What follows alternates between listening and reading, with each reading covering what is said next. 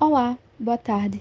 Me chamo Ingrid França, sou discente do curso de Ecologia e hoje eu vou apresentar os materiais e métodos da minha monografia, titulado Efeitos da Ivermectina no Desenvolvimento da Cianobactéria Sphaeropermopsis torx regini.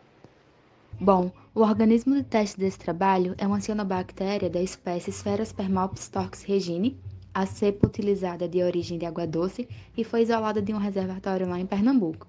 A Universidade Federal do Agreste de lá foi que nos cedeu a cepa. As células da espécie, elas se apresentam em filamentos longos, como está apresentado na figura, e ela foi escolhida para o experimento devido à sua relevância taxonômica e valor ecológico. Isso porque ela possui um conjunto de características que fornecem aptidão em diferentes configurações ambientais, incluindo a capacidade de fixar nitrogênio, que são nos heterocistos, identificado na imagem, e produzir acinetos também, que são células dormentes que permitem a sobrevivência de populações em períodos que prejudicam o crescimento ou causam até mesmo mortalidade. O experimento para verificar os efeitos da ivermectina na taxa de crescimento e morfologia dessa cianobactéria foi realizado aqui no Laboratório de Microbiologia Aquática da UFRN e para executar os testes foram preparados 4 tratamentos correspondendo às concentrações de ivermectina em microgramas por litro, onde foram 0,10, 0,43, 1,75 e 7,0 e um controle apenas com o meio de cultivo ASM1.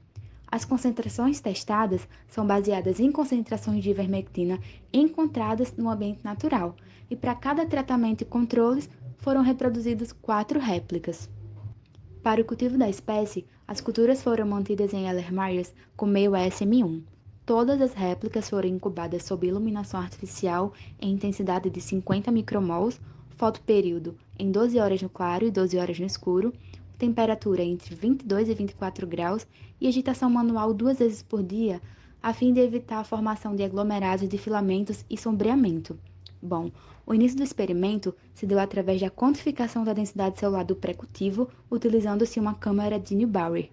O próximo passo foi transferir um inóculo desse cultivo para cada unidade experimental para os frascos que já estavam preparados com as soluções de ivermectina diluídas no meio de cultivo. Os inóculos eles foram mantidos sob as mesmas condições de incubação do pré-cultivo.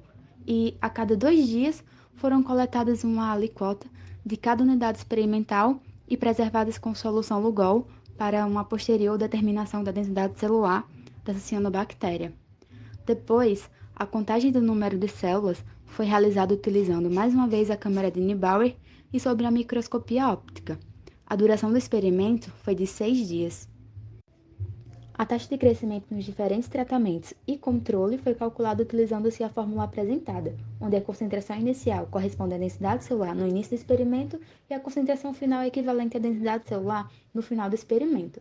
Já para analisar as características morfológicas, foram analisados 40 filamentos por réplica, querendo determinar a frequência de acinetos.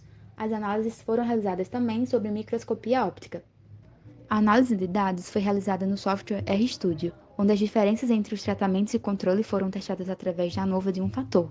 Para determinar a frequência de acinetos da cepa, foi utilizada a fórmula apresentada, onde a frequência se dá com o número de acinetos multiplicado por 100 e dividido pelo número de células vegetativas somado com o número de acinetos.